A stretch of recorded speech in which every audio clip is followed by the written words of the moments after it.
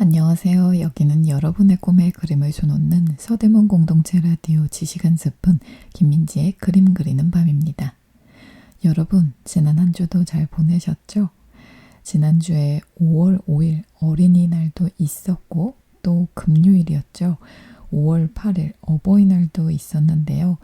여러분들 어버이날 어떻게 챙겨드렸나요? 저는 어렸을 때 학창시절에는 카네이션을 꼭 직접 만들거나 아니면 그러지 못했을 때는 꼭 사서 부모님께 드렸고요. 정말 초등학교 때 생각해보면 막 문방구에서 파는 정말 작은 손수건 있죠? 작은 손수건 아니면 양말 한 켤레 이런 거라도 꼭 사서 편지를 써서 드렸던 것 같은데요. 사실 지금 유치원생, 초등학생일 때보다는 저도 수입이 있기 때문에 더 좋은 것을 드릴 수 있지만요. 그때만큼의 그 준비하는 정성이 부족한 것 같아서 제가 이번 어버이날에 굉장히 반성을 했답니다. 바쁜 현대인분들 공감하실 수도 있고 하신데 저도 어버이날이라는 것을 잊고 있다가 지인이 이야기를 해줘서 부랴부랴 생각나서 막 챙겼던 것 같아요. 그래서 그런 제 자신을 보고 굉장히 반성했던 지난주 어버이날이었습니다.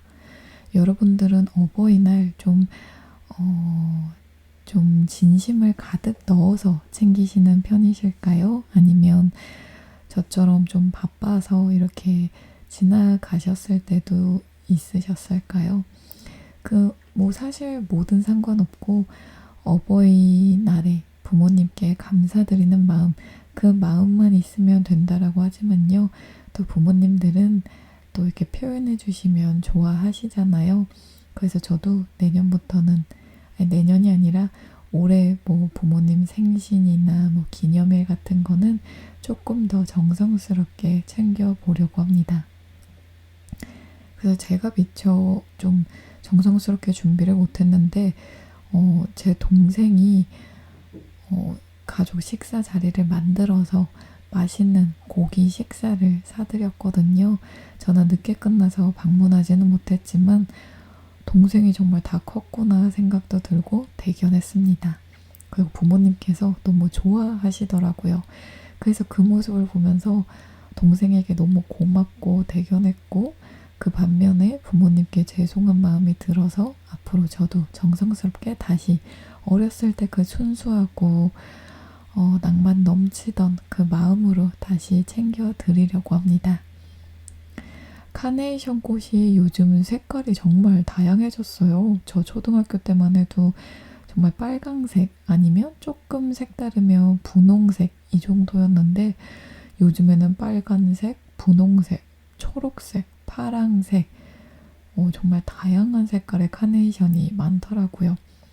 저희 엄마께서는 초록색과 파랑색 꽃을 좋아하세요.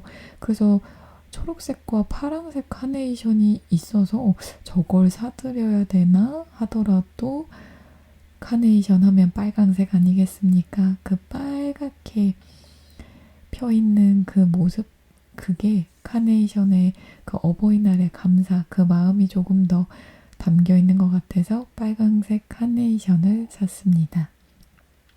지난주에 어린이날의 정의에 대해서 알아봤는데요. 오늘은 어버이날의 정의 한번 알아보도록 할게요.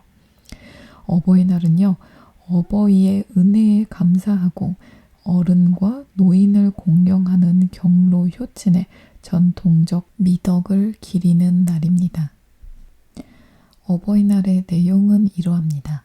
5월 8일 산업화, 도시화, 핵 가족화로 퇴색되어가는 어른 봉양과 경로 사상을 확산하고 국민 정신 개발의 계기로 삼아 우리 실정에 맞는 복지사회 건설에 기여하도록 하는 범국민적 기념일입니다. 1956년부터 5월 8일을 어머니 날로 지정하여 경로 효친의 행사를 하여 오는 과정에서 아버지의 날이 거론되어 1973년에 제정, 공포 등 각종 기념일 등에 관한 규정에서 어버이날로 변경, 지정되었다고 합니다. 처음에는 어머니 날이었다고 해요. 이 날에는 각 가정에서 자녀들이 부모와 조부모에게 카네이션을 달아드리고 감사의 뜻으로 선물을 하거나 효도 관광에 모시기도 하며 기념식장에서는 전국의 시, 군, 구에서 효자, 효부로 선발된 사람에게 효자, 효부상과 상금을 수여하고 이들에게 산업 시찰의 특전이 주어지기도 했습니다. 또한 이날을 전후해서 경로 주간을 설정해서 양로원과 경로원 등을 방문, 위로하고 민속놀이 및 국악 행사 등으로 노인들을 위로하며 노인 100일장, 주부 100일장을 개최하여 어른 공경에 관한 사상을 양양하는 날입니다. 자, 이렇게 어버이날에 대해서 알아봤는데요. 처음에는 어머니 날이었다는 점 어렸을 때 배웠는데 그걸 깜빡하고 있었네요. 또 이틀 뒤면 스승의 날이죠.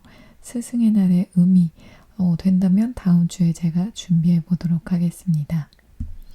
요즘 따스한 봄 날씨가 정말 지속되고 있죠. 이 봄 날씨 정말 조금만 더 오래오래 누리도록 좀 길게 봄 날씨가 지속됐으면 좋겠습니다. 6월만 돼도 좀 더워질 것 같은데요. 그리고 또 이번 주 후반부에 30도까지 웃돈다는 뉴스 내용이 있는데 정말 30도까지 오를까? 믿기지 않지만 너무 무섭기도 하고 벌써 이렇게 더워지나 싶기도 합니다. 5월에 30도라니 너무 야속해요. 날씨가. 그쵸? 자, 저희는 노래 첫 번째 곡 듣고 와서요. 오늘 준비한 그림 이야기 시작해 보도록 하겠습니다. 오늘 들어보실 첫 번째 곡은요. 마룬5의 Sunday Morning입니다.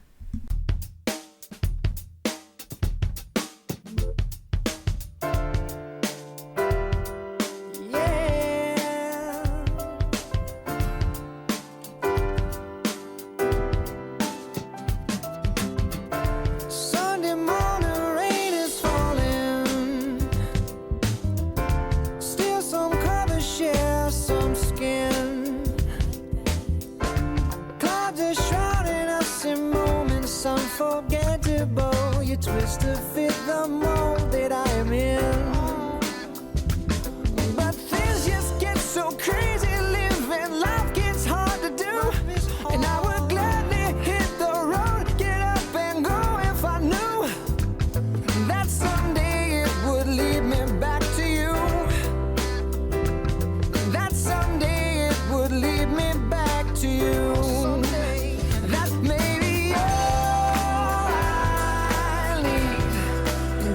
she is all I see.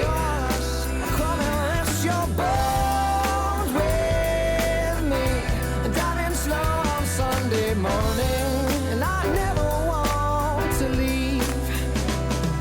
Yeah. Fingers trace your every outline. Oh yeah, yeah. Paint a picture with my hands. And back and forth we sway like branches in a storm. Change the weather, still together when it ends.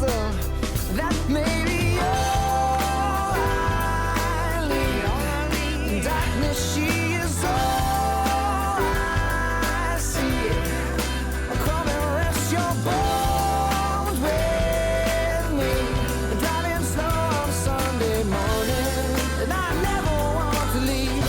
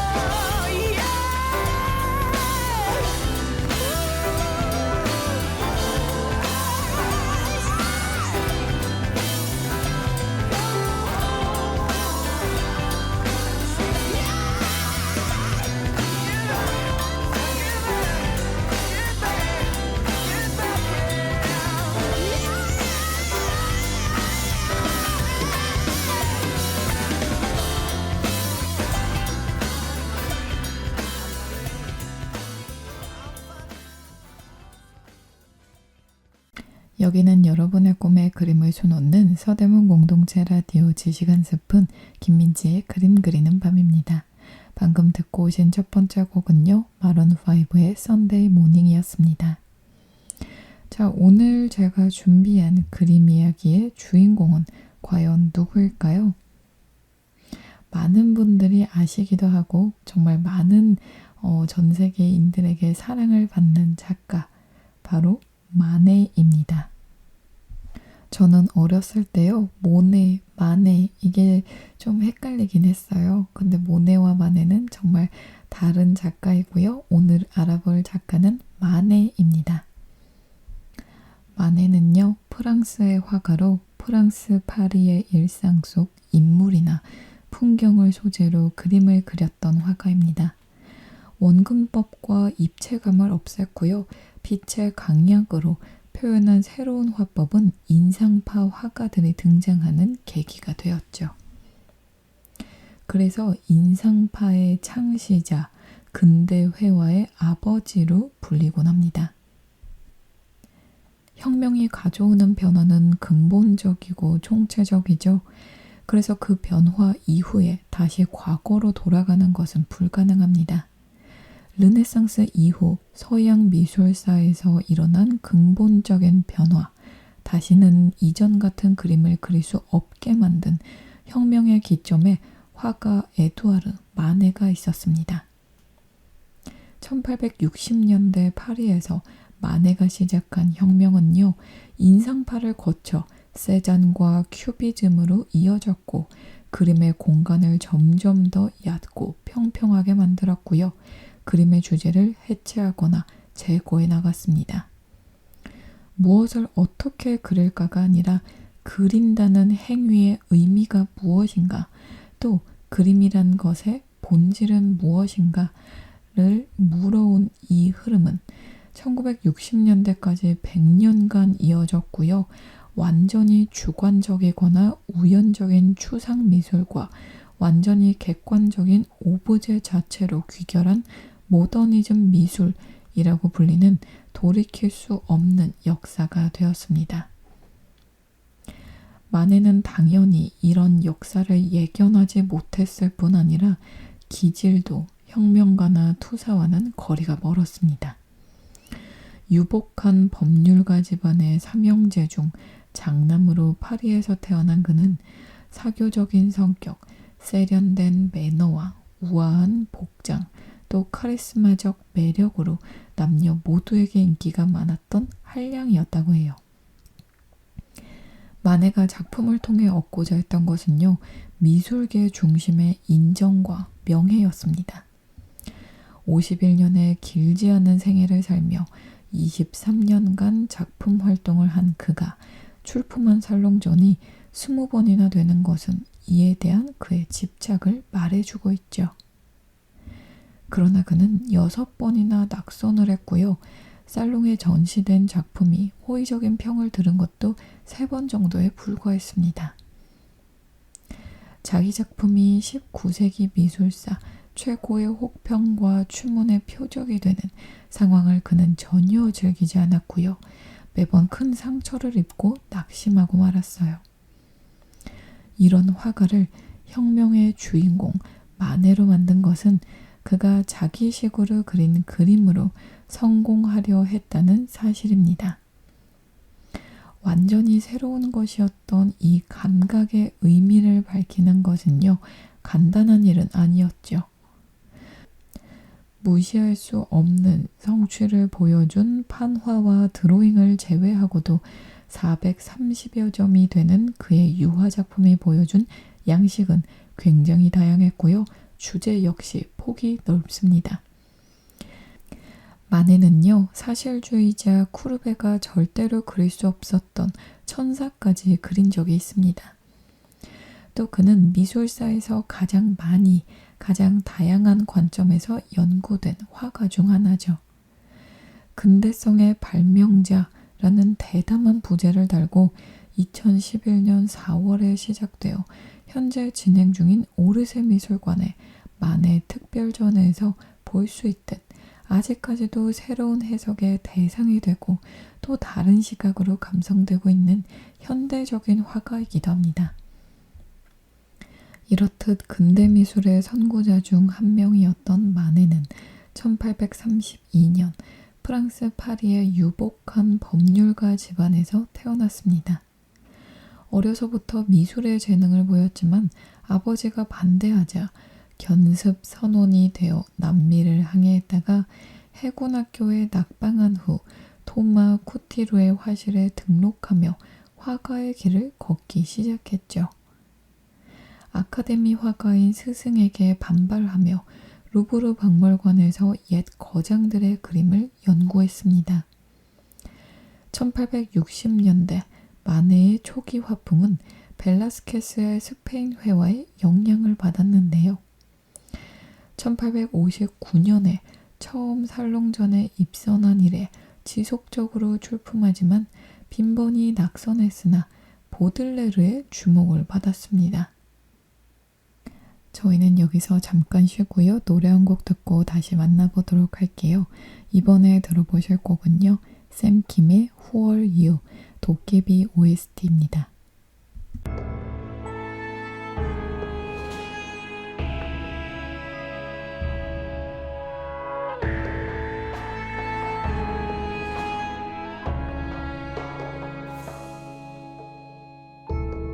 Where I am, who I am. 감옥 같은 이 쓸쓸함.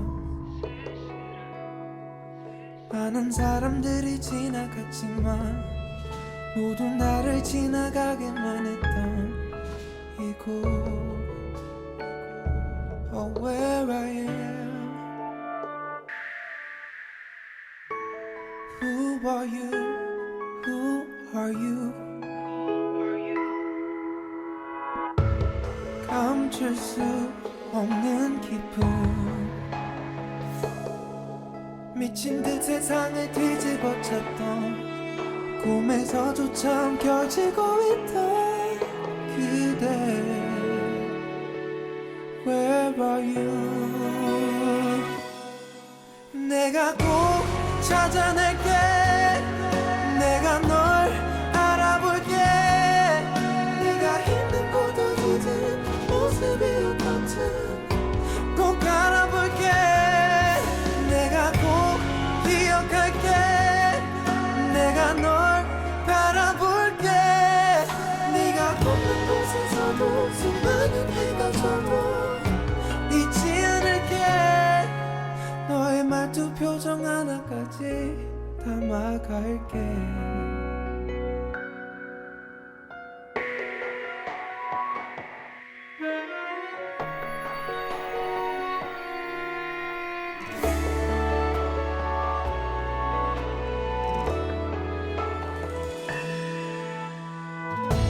흐린 하늘 멈춘 구름. 왜 모든 게 두려울까. 너와 있는 시간이 느려지고 자꾸 멀어질 네 손을 붙잡고 있어. I beg for life. 내가 꼭 찾아낼게. 내가 널 알아볼게. 네가 있는 곳 어디든 모습이 어떻든 꼭 알아볼게. 내가 꼭 기억할게. 내가 널 바라볼게. 네가 없는 곳에서도 수많은 해가 져도 잊지 않을게. 내가 널 이렇게 꼭 안고 있으면 자꾸 모두 잊어버리게 돼.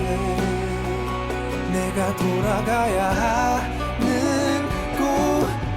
내가 꼭 찾아낼게. 내가 널 알아볼게. 네가 있는 곳 어디든 모습이 어떻든 꼭 알아볼게. 내가 꼭 기억할게. 내가 널 바라볼게.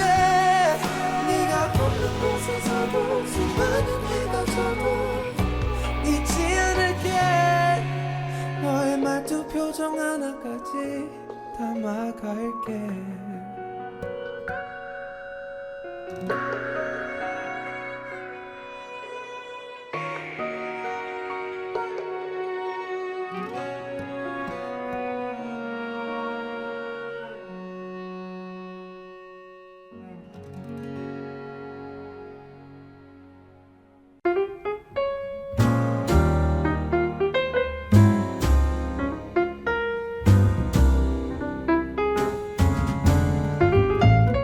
허전한 마음에 지식 한 스푼.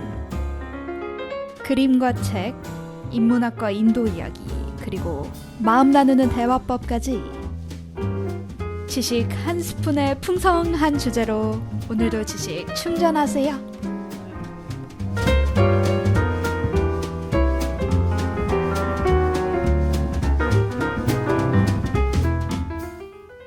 여기는 여러분의 꿈에 그림을 수놓는 서대문 공동체 라디오 지식 한 스푼 김민지의 그림 그리는 밤입니다. 방금 듣고 오신 곡은 샘킴의 Who Are You 도깨비 OST였습니다. 자, 마네가 아까 전에 보들레르의 눈에 띄었다고 했잖아요.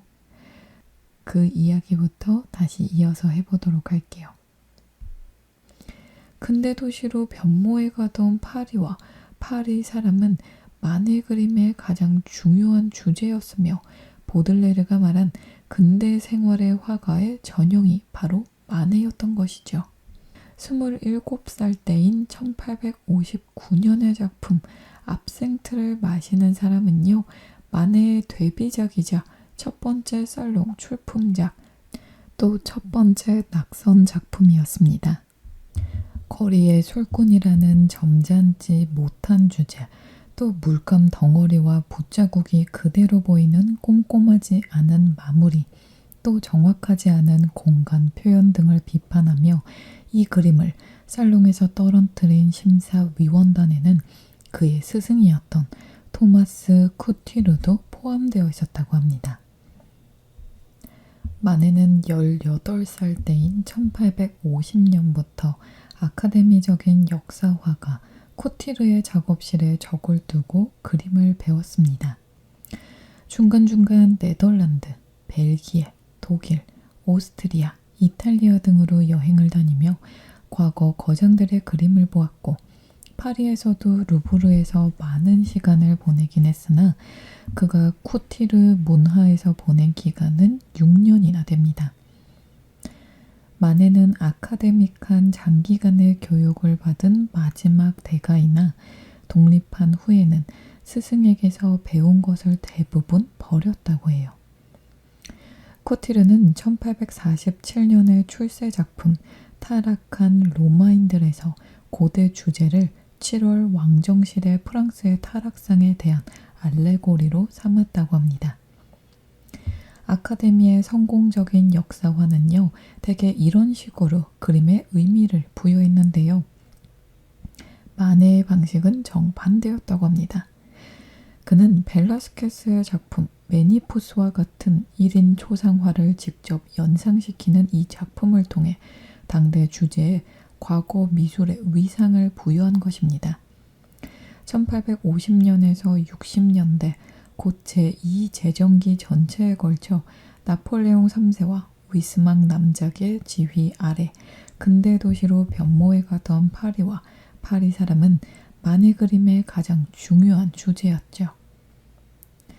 마네는 호기심 가득한 눈으로 그러나 적당한 거리만큼 떨어져서 도시의 스펙터클을 즐기는 도시 생활의 감식가, 아스팔트의 식물 채집가인 산책자였다고 합니다. 이런 면에서 마네는 1846년 살롱평을 통해 근대 생활의 영웅주의가 당대 화가의 주제가 되어야 한다고 주장한 보들레르와 입장을 같이 했다고 합니다. 보들레르는 마네보다 11살이 많았지만 1858년경에 만난 둘은 친구로 지내며 서로 영감을 주고받았죠. 보들레르는 공개적으로 마네를 옹호한 적은 없고요. 그의 주요 작품 대부분을 보지 못한 채 1867년에 사망했다고 합니다. 그러나 보들레르가 말한 근대 생활의 화가 곧 과거 먼 곳의 이야기가 아니라 당대 도시의 모습, 또 대도시의 미로를 떠다니는 수천을 덧없는 존재들의 생활에서 시적인 면을 포착하고 그 순간에 영원한 아름다움을 부여할 줄 아는 화가의 전형이 바로 마네였습니다. 마네의 작품 압생트를 마시는 사람 아시는 분들 많으시죠? 이 작품은요, 보들레르의 술과 대마초 예찬을 떠올리게 하고 첨단의 패션을 보여주는 화려한 사람들과 함께 파리 풍경 일부를 구성하고 있던 불황자, 고아 등의 무리를 대표하는 의미가 있습니다. 동시에 당시 프랑스의 스페인풍 유행을 반영하는 것이기도 했죠.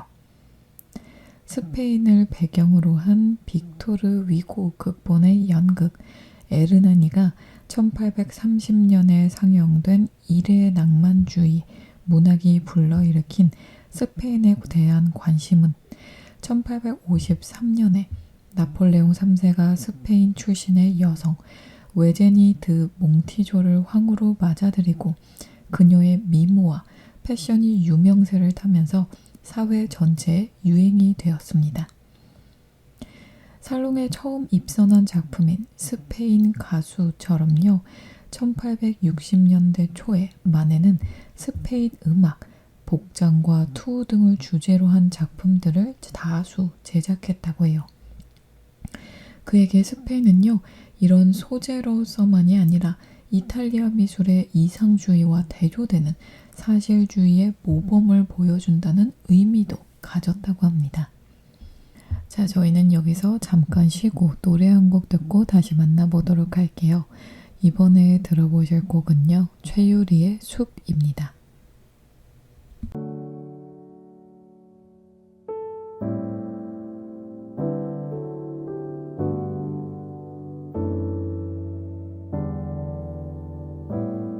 난 저기 숲이 돼볼게. 너는 자그마키만 한 언덕 위를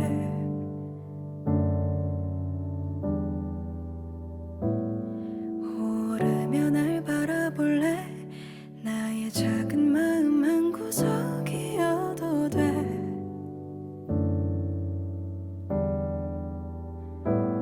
길을 더 보일게.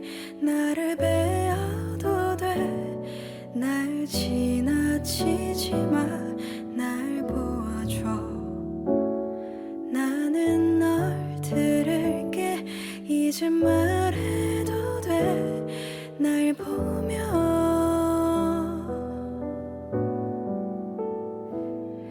아, 숲이 아닌 바다이던가. 옆엔 높은 나무가 있길래 하나라도 분명히 하고파. 난 이제 물에 가라앉으려나.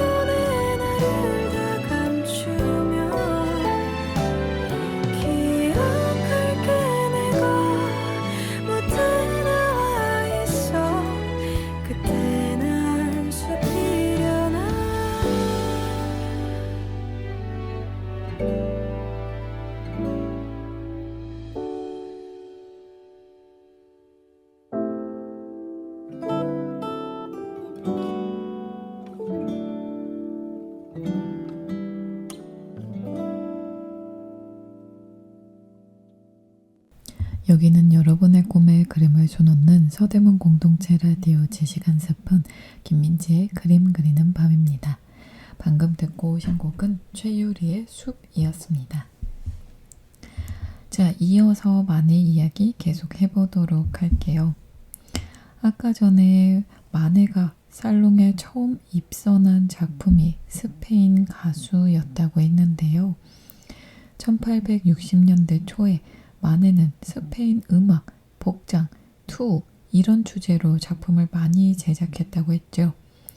그에게 스페인은 소재로서뿐만이 아니라 이탈리아 미술의 이상주의와 대조되는 사실주의의 모범을 보여준다는 의미도 있죠. 특히 1865년에 마드리드 방문 후에 그가 화가 중의 화가이자 회화에서의 이상을 성취한 화가라고 극찬했던 벨라스케스가 보여준 눈의 충실한 기법의 경제성과 색채, 독특한 화면의 공간과 구도는 그에게 핵심적인 영향을 주었습니다. 1863년에 살롱 심사에서 4천여 점이라는 엄청난 숫자의 작품이 낙선하면서 항의가 빗발치자 나폴레옹 3세는요, 떨어진 작품들을 따로 모아 낙선전을 열기도 했습니다. 이때의 낙선자 중에는 휘슬러, 피사로, 세잔 등도 포함되어 있었고 화제의 중심은 바로 마네의 작품 풀밭 위의 점심이었습니다. 풀밭 위의 점심, 많은 분들이 아시죠? 4명의 도시 남녀가 시골에서 약간 문란해 보이는 소풍을 즐기고 있는 모습을 담은 이 그림에 쏟아졌던 당시의 비판을 정리해 보자면요. 마네의 성취가 무엇이었는지를 잘 알 수 있습니다. 때로는 적이 친구보다 나를 더 잘 파악할 수가 있으니까요. 이 작품에 대한 비판의 첫 번째 요점은요. 너무 사실적이라는 것, 즉 주제가 지나치게 현실적이고 직접적이라는 것입니다. 이것은 과거 역사나 신화와 같은 먼 세계의 교훈적이고도 감동적인 이야기가 아니라 자기 시대의 평범한 도시인이 소풍 나온 장면이 그림의 주제로 합당하냐는 문제 제기였습니다. 마네가 이 그림의 구도와 모티브를 라파엘로의 작품 파리스의 심판, 또 티치아노의 작품 전원의 음악회, 또 지오르지오네의 작품 폭풍우와 같은 곳에서 빌려한 것은 더 큰 문제로 보였다고 해요. 아무 뜻도 없고 저속하기까지 한 현실의 단면을 신화와 목가 주제 역사화의 형식에 더딥힌 것은 유구하고 아름다운 전통을 더럽히는 행위로 보이기까지 했다고 합니다. 이런 반응은 뒤집어 생각하면 마네 그림의 주제가 그 정도로 새로웠다는 말이죠. 특별한 서사나 교훈이 없는 이런 근대적 일상의 한 단면을 거장이 그린 역사화의 구도와 도상을 빌어 보여주는 것은요, 더덥고 숨이 짧은 현재의 순간의 형태를 부여하고 이 새로운 주제의 이전, 거장의 역사화와 같은 가치를 두겠다는 선언이 되는 것입니다. 두 번째는요, 너무 못 그렸다는 것, 즉 기량이 의심스럽다는 것이었습니다. 구성을 남의 작품에서 빌려온 것도 표절의 혐의가 있는데 붓질은 마무리가 안 된 스케치처럼 거칠고 그려진 인물들, 특히 벌거벗은 여성은 입체감 없이 평평해 보인다는 것입니다. 마네가 미장센의 천재, 드가와 같은 화면 구성 능력을 갖지 못했을 수는 있죠. 그러나 실제로 마네의 기법은요, 완전히 새로운 것이었습니다. 그는 유화 기법에 있어서 혁신을 이루었는데 그 전까지 짙은 갈색과 같은 어두운 톤을 캔버스 전체에 칠하는 것으로 작업을 시작하고 투명한 안료를 발라 마무리하던 관행을 그가 폐기한 것입니다. 만해는요, 어두운 색으로 바탕을 칠하지 않았고요. 마지막에 나올 색을 처음부터 사용해서 밝은 화면을 만들고 작업 시간을 단축시켰다고 해요. 이것은 인상파로 알려진 그의 젊은 동료들에게 큰 영향을 주었고 그 후로는 아무도 만의 이전 방식으로 유화를 그리지 않았다고 합니다. 인상파에게 적극 수용된 또 한 가지는요, 그 평평함이었습니다. 가장 밝은 곳에서 어두운 곳까지 점진적인 변화를 보이는 부드러운 명암법에 익숙한 사람들에게 중간 색조가 없이 강한 명암 대조를 보이는 만해의 누드는 전혀 입체감이 없어 보였을 수밖에 없죠. 만해는 알고 있는 대상이 아니라 눈에 보이는 대상을 그렸기 때문입니다. 자, 저희는 여기서 잠깐 쉬고요. 노래 한 곡 듣고 다시 만나보도록 할게요. 이번에 들어보실 곡은요, 조정석의 아로하입니다.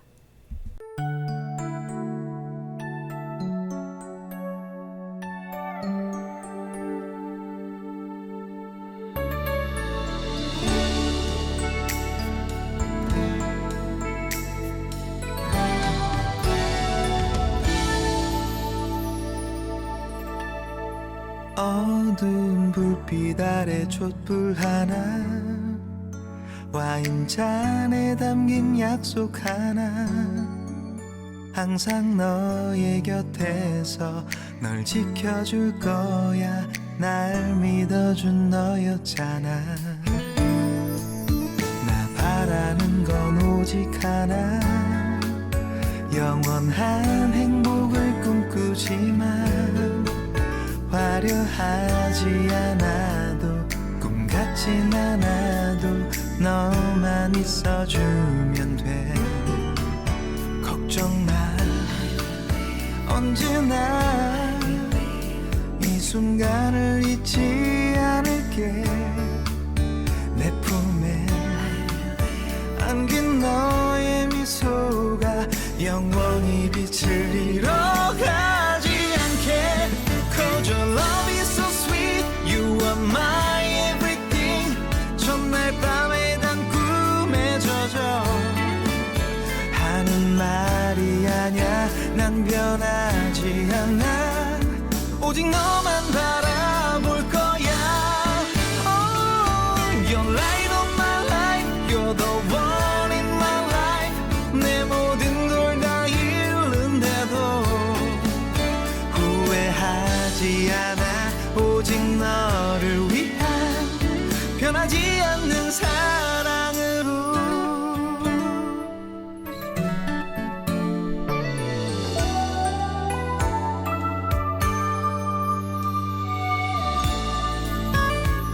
나 바라는 건 오직 하나 영원한 행복을 꿈꾸지만 화려하지 않아도 꿈 같진 않아도 너만 있어주면 돼 약속해 힘들 때 너의 그늘이 되어줄게 내 품에 안긴 너의 미소가 영원히 빛을 잃어가지 않게 Cause your love is so sweet You are my everything 첫날 밤에 단 꿈에 젖어 하는 말이 아냐 난 변하지 않아 오직 너만 바라볼 거야 Oh, you're light of my life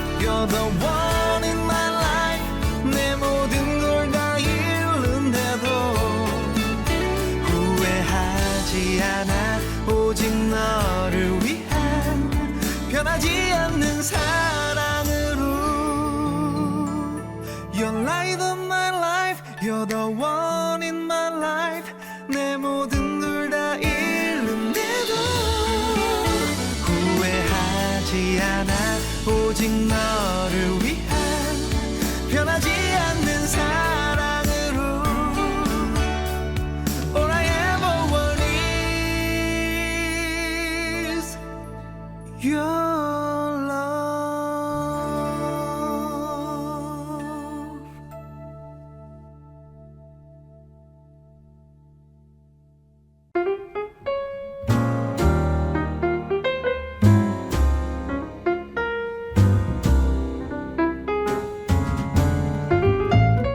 허전한 마음에 지식 한 스푼.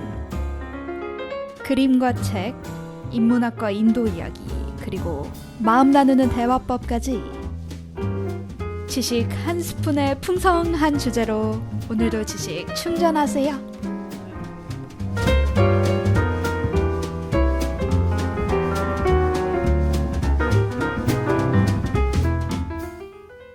여기는 여러분의 꿈에 그림을 수놓는 서대문 공동체 라디오 지식 한 스푼 김민지의 그림 그리는 밤입니다. 방금 듣고 오신 곡은 조정석의 아로하였습니다. 자, 만해 이야기 계속 해보도록 할게요. 만해는 어두운 색을 바탕에 칠하지 않고 마지막에 나올 색을 사용해서 처음부터 사용해서 밝은 화면을 만들었다고 했죠. 그 후로도 아무도 만해 이전 방식으로 유화를 그리지 않았다고 합니다. 또 인상파에게 적극 수용된 또 한 가지가 평평함이었죠.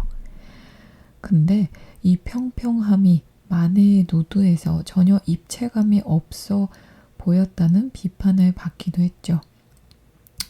만해는 바로 알고 있는 대상이 아니라 눈에 보이는 대상을 그렸다고 합니다. 만해가 그린 대상은 그의 눈이 받은 인상에 충실한 그의 신체적 경험의 기록이라고 할 수 있습니다. 거친 붓질은 그려진 대상이 무엇인지 알아보기 전에 그것이 그림, 즉 물감, 바른 평평한 화폭이라는 사실을 느끼게 했고요. 대상의 평평함을 강조했습니다. 형식주의 비평에서 이 평평함은요, 엄청난 의미를 갖습니다. 모더니즘의 본질이 매체의 한계에 대한 자기 성찰이라고 본 이들에게 회화라는 매체의 근본적인 특징은 평면성인데 그것이 만해의 이 평평한 화면에서 처음 주장되었다는 것이기 때문입니다. 같은 맥락에서요, 순수한 회화라는 말은 회화라는 장르만의 독자적인 특징 이외에 다른 장르의 효과를 배제한 그림을 가리킬 때 쓰입니다. 즉 조각이라는 장르, 고유의 볼륨, 문학의 이야기, 건축의 공간, 음악의 소리와 시간 등이 제거된 그림이 그것인데요. 이 역시 만해에서 시작된 것으로 보입니다. 만해가 이 그림에서 그 효과를 제거한 장르에는요, 연극도 포함되는데 이는 그에 대한 세 번째 비판이 누드 여성의 시선이 불편하다는 점과 맥이 맞닿아 있습니다. 전통적인 미술, 특히 역사화의 등장인물들은요, 관람자를 의식해서 관람자가 없는 척 연기를 합니다. 그들을 대개 화면 밖 관람자와 눈을 마주치지 않습니다. 그 때문에 관람자는요, 맘 편히 그림 속 대상을 들여다보며 이야기에 몰입할 수가 있게 되는 거죠.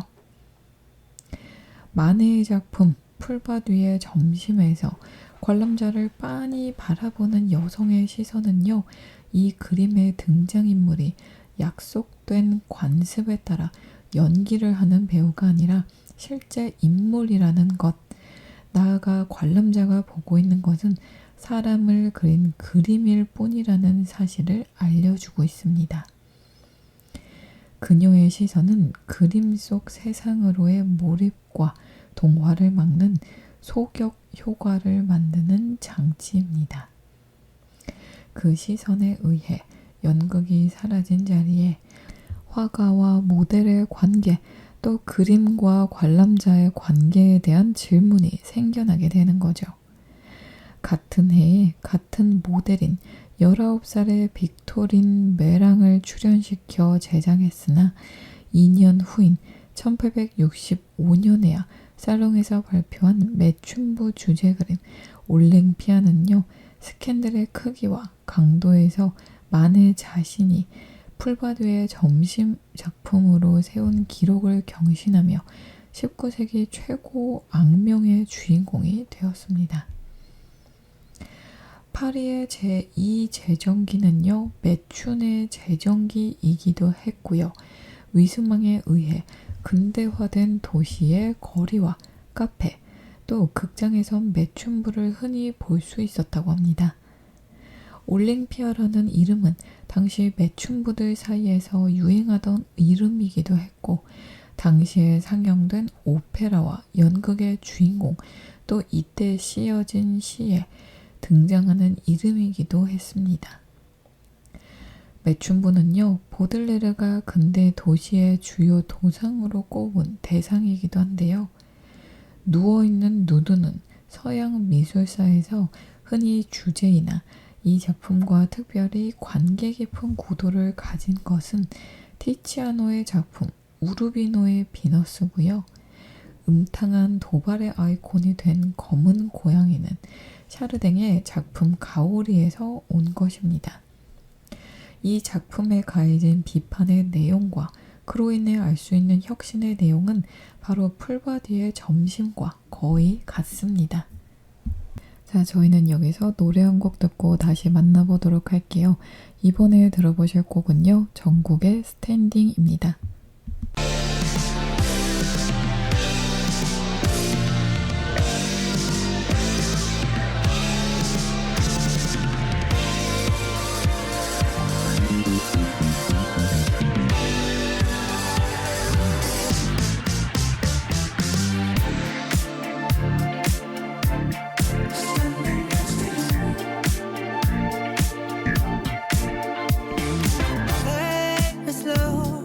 I push up on this funk and give me miracles. Making known how we love to ride is something we control. And all night long we rock to this, screaming I testify this loving. All night long we rock to this, screaming I testify that we'll survive the test of time. They can't deny our love, they can't divide us. We'll survive the test of time. I promise I'll be right here, standing next to you, standing in the fire next to you. Oh, you know it's deeper than the rain, it's deeper than the pain. When it's deep like DNA, something they can take away. Hey, tick, tick, tick, tick, tick, tick off. Standing next to you.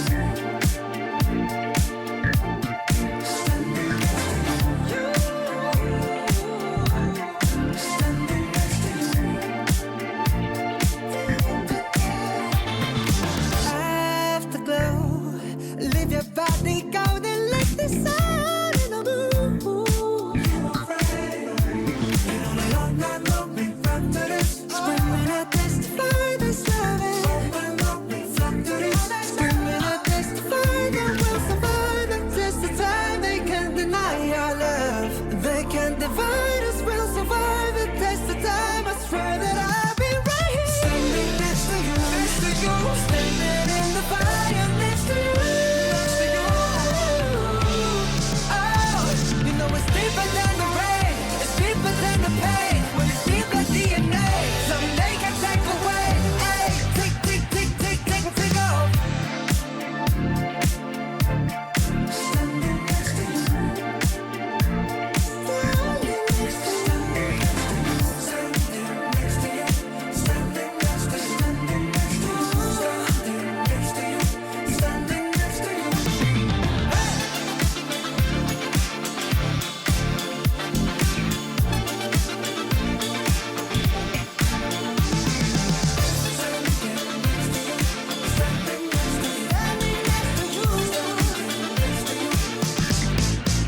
Raising drums.